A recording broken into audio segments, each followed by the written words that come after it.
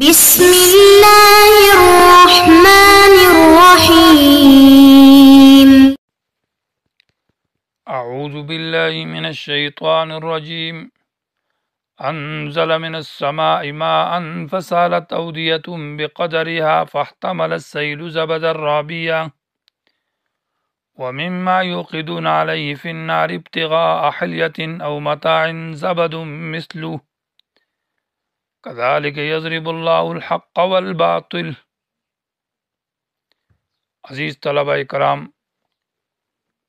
سبق نمبر 93 سورہ رعد آیت نمبر 17۔ اللہ تبارک و تعالی نے سورہ رعد کے اندر مسئلہ توحید کو بیان کیا کہ اللہ ہی کو پکارنا چاہیے۔ اس کے اوپر دلائل متنوعہ، مختلف قسم کے دلائل پیش کیے کہ اللہ کو پکار اس لیے ضروری ہے کہ خالق ہر چیز کا اللہ ہے، عالم ہر چیز کا اللہ ہے، محافظ ہر چیز میں اللہ ہے، متصرف اللہ ہے۔ ما لہم من دونہ من وال، اللہ کے سوا کوئی متصرف نہیں۔ ہر چیز اللہ کے سامنے منقاد ہے اور ہر چیز اللہ کی تابعدار ہے۔ ہر چیز کا مالک اللہ ہے اور ہر چیز اس کی مربوب اور مرزوق ہے۔ اس مسئلہ کی توحید کے اوپر ایک مثال کے ساتھ اب اللہ تبارک و تعالی اس کی وضاحت فرماتے ہیں۔ تو ان آیات کے اندر دو مثالیں پیش کی ہے، ایک مثال پانی کی ہے اور دوسری مثال سونا اور چاندی کی ہے۔ آیات کریمہ کا ترجمہ انزل من السماء ماء، اللہ نے اتارا آسمان سے پانی، فسالت اودیۃ بقدرها، پس نالے بہہ پڑے اپنے اپنے مقدار اور اندازے کے مطابق، فاحتمل السیل زبدا رابیا، پس سیلاب نے اٹھایا جہاگ کو، پھولا ہوا جہاگ، ومما یوقدون علیہ فی النار ابتغاء حلیۃ، اور جس چیز میں سے وہ دھونکتے ہیں، جلاتے ہیں اس کے اوپر آگ، تاکہ زیورات بنانے کے لیے یا سامان بنانے کے لیے، زبد مثلہ، اس جیسی جہاگ ہے۔ اسی طرح اللہ بیان کرتا ہے حق اور باطل کی مثالیں۔ بہرحال جو پھولا ہوا جہاگ ہے وہ چلے جاتا ہے خشک ہو کر، اور جو چیز لوگوں کو فائدہ دیتی ہے وہ ٹھہر جاتی ہے زمین کے اندر۔ کذالک یضرب اللہ الامثال، اسی طرح اللہ تعالیٰ بیان کرتا ہے مثالوں کو۔ پہلی مثال جو ہے انزل من السماء ماء فسالت اودیۃ بقدرها زبد الرابیہ تک، اس مثال جو ہے یہ قرآن کے ساتھ بھی لگتی ہے اور مسئلہ توحید کے ساتھ بھی یہ مثال لگتی ہے۔ اس مثال کو قرآن کے ساتھ تطبیق کی ترتیب صورت یوں ہوگی کہ انزل من السماء، اللہ تعالیٰ آسمان سے جب بارش برساتا ہے تو وہ بارش جب برستی ہے تو پھر نالے اس سے بہہ پڑتے ہیں۔ اودیتن، فسالت معنی بہہ پڑ، سالہ سیلو کا معنی بہنا اور جاری ہونا۔ اودیتن جمع وادی، نالے کو کہتے ہیں جس میں پانی جاری ہوتا ہے۔ بقدرہا، قدر معنی اندازہ، معنی اپنے اپنے اندازے کے مطابق، بڑا نالا ہے تو اس میں زیادہ پانی ہے، چھوٹا نالا ہے تو اس میں پانی کم ہے، اور اس سے چھوٹا ہے تو اس میں پانی کم ہے، بہت بڑا ہے تو اس کا پانی زیادہ ہے۔ تو ہر ایک نالا جو ہے، ندیاں جو ہے، وہ ایک اپنے خاص اندازے کے ساتھ اس بارش کے پانی سے، اس سیلاب سے وہ جاری ہوتی ہے اور بہہ پڑتی ہے، ان میں پانی جاری ہوتا ہے۔ فاحتمل السیل، پھر اٹھاتا ہے وہ سیلاب، وہ جو بارش کا پانی ہے سیلاب بنتا ہے، زبدن جہاگ، رابین پھولا ہوا، اس کے اوپر یہ خس و خاشاک اور کیڑے مکوڑے، سانپ اور جہاگ اور پانی کے اوپر ابھرا ہوا وہ بڑا زوردار اور شور و شغف کے ساتھ رواں ہوتا ہے۔ یہ تو مشبہ بھی کی تشریح تھی کہ جو اللہ تعالیٰ نے ایک محسوس مثال پیش کی ہے بارش اور پانی کی، اس کو تشبیہ دی ہے قرآن کو اس مثال کے ساتھ۔ تو جیسے آسمان سے بارش برستی ہے تو قرآن بھی آسمان سے نازل ہوا، انزل من السماء، گویا کہ قرآن کو تشبیہ دی، قرآن مشبہ، اور وہ بارش جو ہے آسمان سے برستی ہے وہ مشبہ بھی۔ تو بارش تو برستی ہے زمین کے اوپر، اور پھر مختلف قسم کی زمین ہے، وہ نالے بڑے ہیں تو بڑے نالے میں زیادہ پانی، کم میں کم، اسی طرح قرآن جب آسمان سے آتا ہے تو اس کی زمین وہ انسانوں کے دل ہے، قلوب ہے، یہ لوگوں کے دلوں پر، عقلوں پر، ذہنوں پر یہ قرآن والی بارش برستی ہے۔ تو پھر اس میں ہر انسان جو ہے اس قرآن کو سیکھتا ہے، بڑی ذہن ہے، کسی کو زیادہ علم، کسی کو کم علم، کوئی قرآن کو بہت زیادہ سیکھتا ہے، بہت ماہر ہوتا ہے، اور اس کے بڑے شاگرد، اس کا فیض بہت پھیل جاتا ہے، جیسے کہ ضحاک ابن مزاحم، اس کے 2000 شاگرد قرآن اور کے 2000 شاگرد تھے مفسرین، اور کسی کو کم درجے میں حاصل ہوتا ہے اور اس سے مختلف کم لوگ اس سے فائدہ حاصل کرتے ہیں، صرف ایک علاقے تک، ایک ضلع تک، کسی کے ایک گاؤں تک، اور کوئی جو ہے نا صرف اپنے حد تک۔ اس کی مثال یہ ہے کہ باران رحمت کے در باغ لالا رویت و در شور گو مخص، کہ جب یہ رحمت کی بارش برستی ہے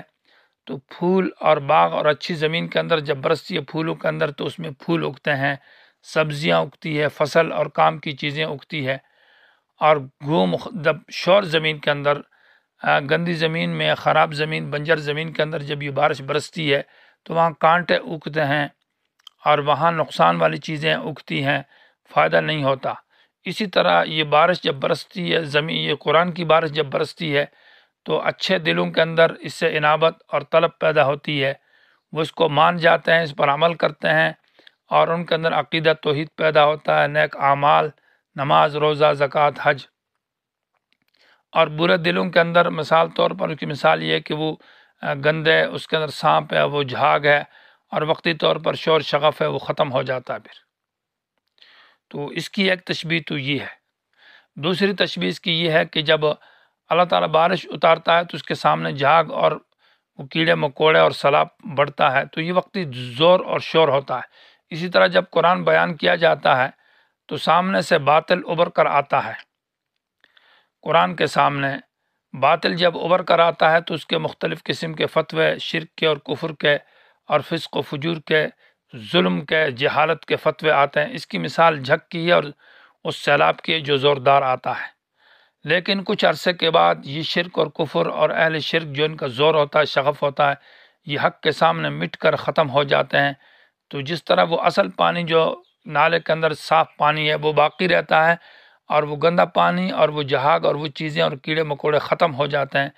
اسی طرح اہل شرک، اہل کفر، اہل ظلم، اہل جہالہ جو ہے وہ چند وقت ان کا زور ہوتا ہے، پھر وہ ختم ہو جاتے ہیں، اور اہل حق باقی رہتے ہیں۔ دوسری مثال ہے وَمِمَّا يُوقِدُونَ عَلَيْهِ فِي النَّارِ ابْتِغَاءَ حِلْيَةٍ أَوْ مَتَاعٍ زَبَدٌ مِثْلُهُ، کہ ایک اور جہاگ بھی ہے کہ سونا یا چاندی ہو،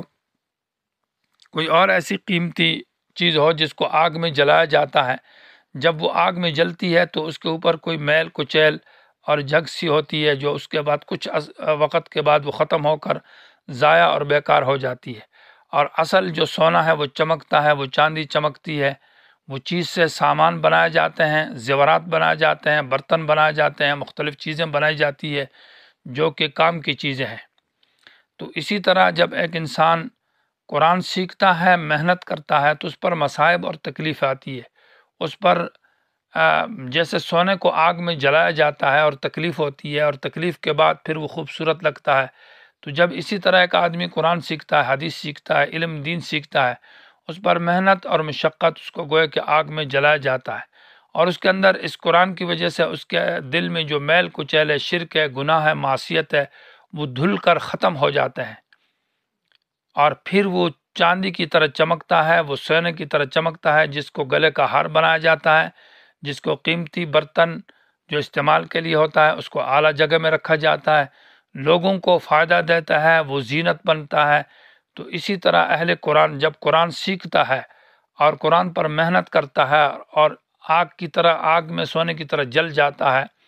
تو اس سے بعد پھر اس آدمی کی مثال، اس سے وہ میل کچیل اور گناہ اور معصیت اور گندے عقیدے، گندے اعمال ختم ہو کر یہ سونے کی طرح چمکتا ہے، اور معاشرے میں ایک خوبصورت انسان بنتا ہے،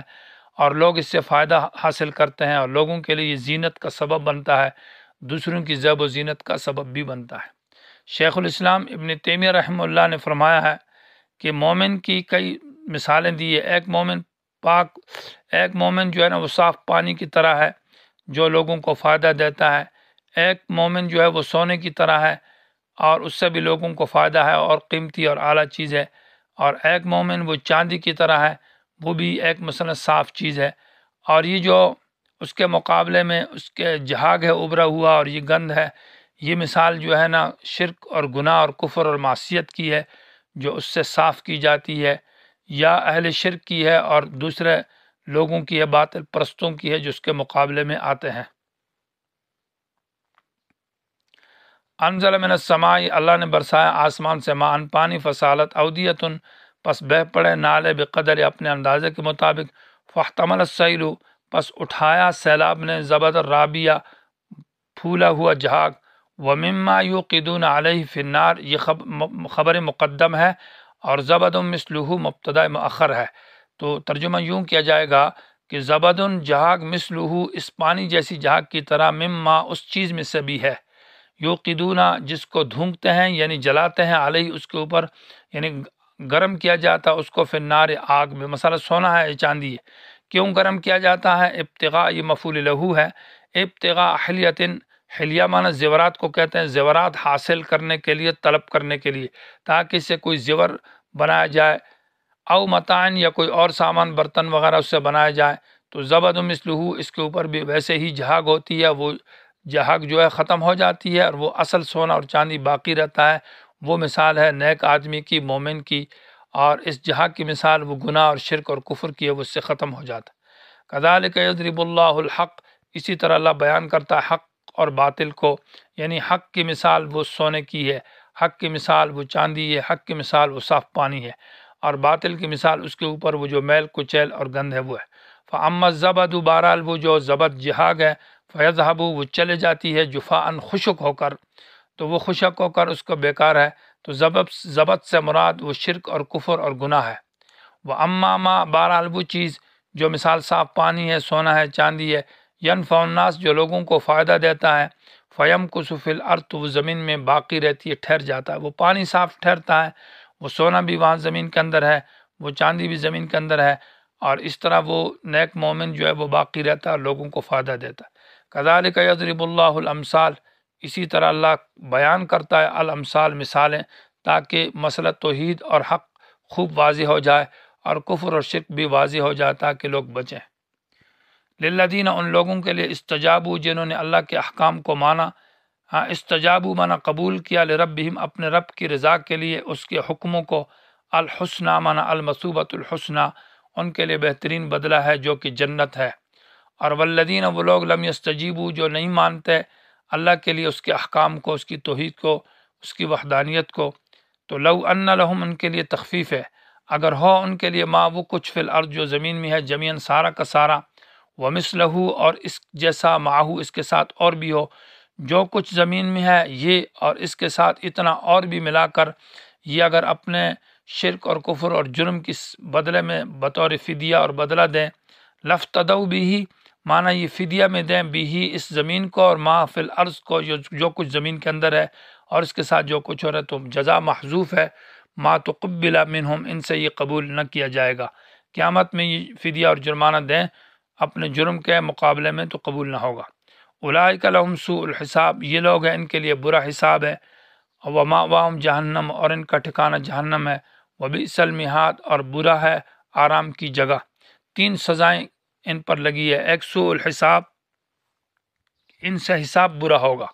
اور دوسرا ان کا ٹھکانہ جہنم ہے، اور وہ ٹھکانہ بھی بہت برا ہے۔